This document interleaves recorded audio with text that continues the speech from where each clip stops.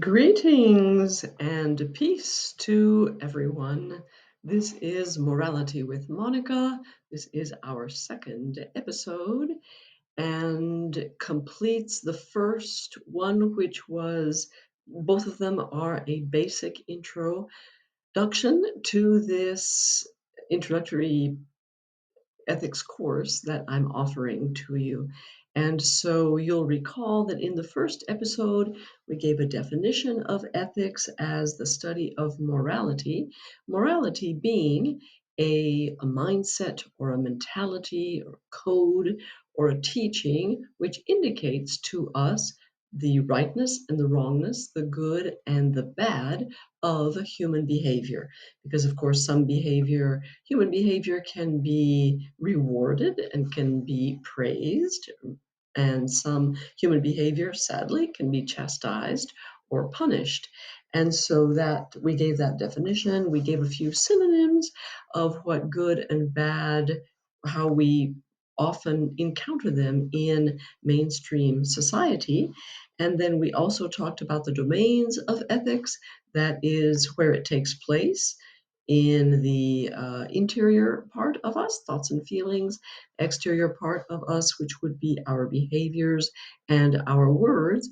We also talked about the conditions under which ethics take place on the part of the person who acts, the actor, and on the person who receives the action, so the recipient.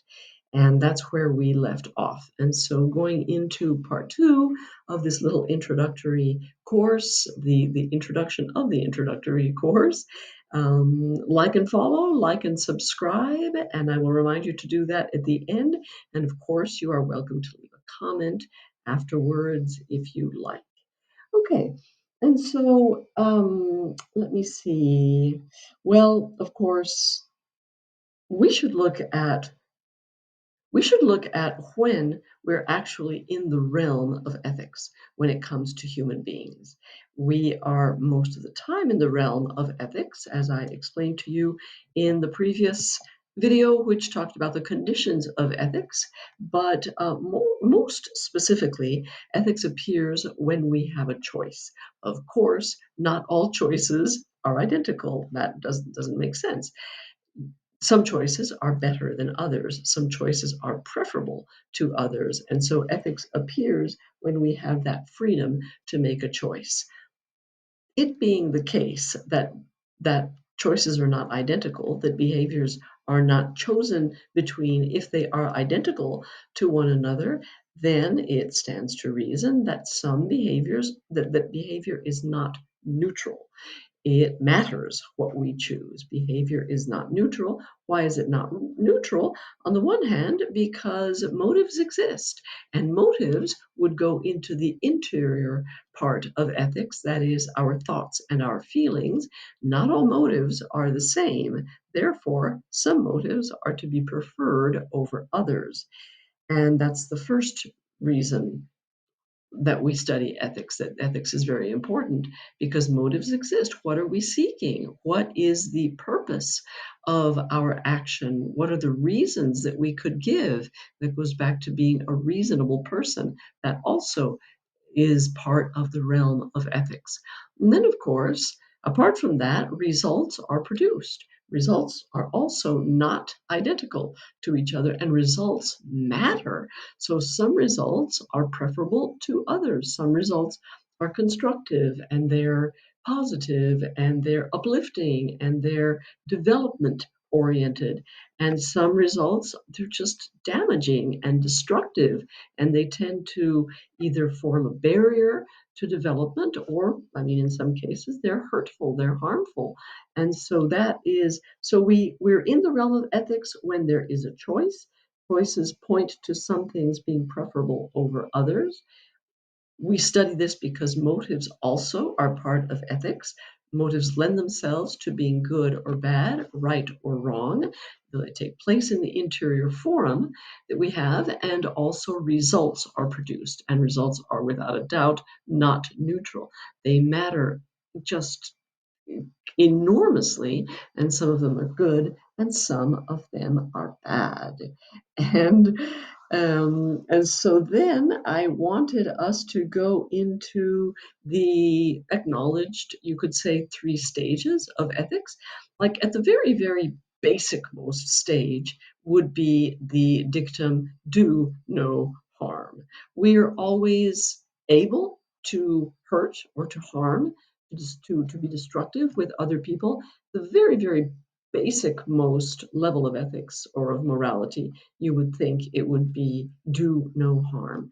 Upwards a little bit from that, you could go to the dictum of do good and avoid evil. That is a choice that we have moment by moment, every single every single at every single moment of our lives, we have the choice to do good or to do evil. And morality would have us choosing the good and avoiding the evil, obviously, for best results. And those are the best motives of all.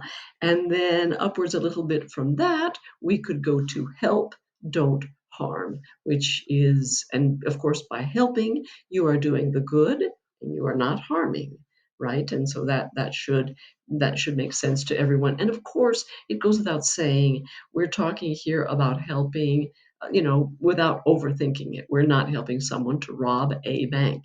We're not a surgeon who in a way has to hurt someone when they operate on them. But of course there's a greater good behind, so let's not overthink these things.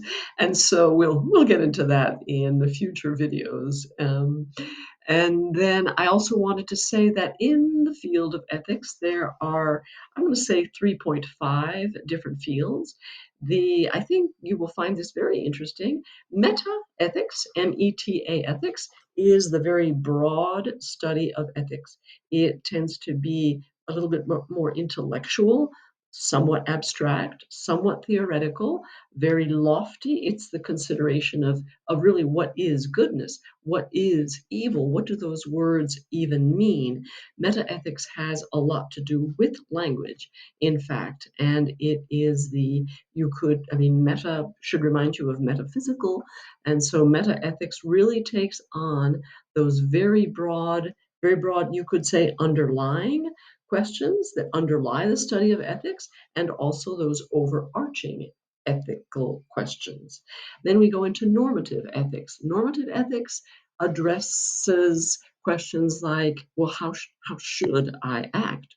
What behaviors should I participate in?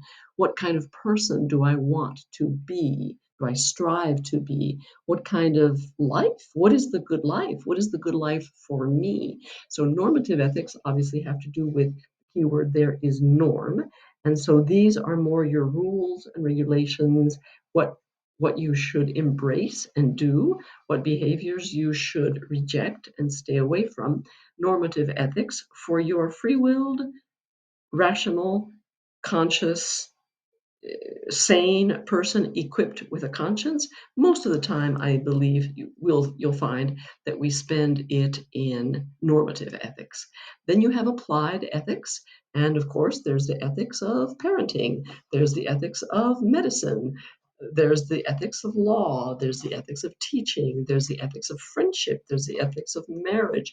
All these all of these ethics as applied to rather more specific realms. That's the realm of applied ethics. And so, how should doctors conduct themselves? How should doctors conduct themselves in the operating room when speaking with a patient, when taking on a new patient? That's all included in applied ethics.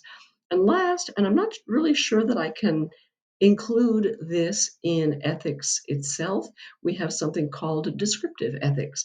And descriptive ethics, as the name indicates to you, is just going to be a rendition of what is done in different places by different people for different reasons, possibly.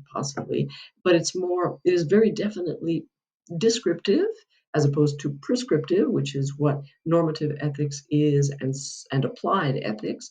Those are prescriptive. Metaethics is, I suppose it can dip into prescriptive ethics, but descriptive ethics is just, well, in this country, they parents do this and that. This is the acceptable behavior. This is outstanding behavior. This is praiseworthy behavior. But they don't get into the question of whether that behavior really is good or bad, right or wrong. Okay, and so thus concludes the introduction to the material, which largely consists of theories with a few other considerations that will be in future videos. Do send me a comment if you like. You can like and you can follow, and you can also sign up for notifications. Thank you very much. Till next time.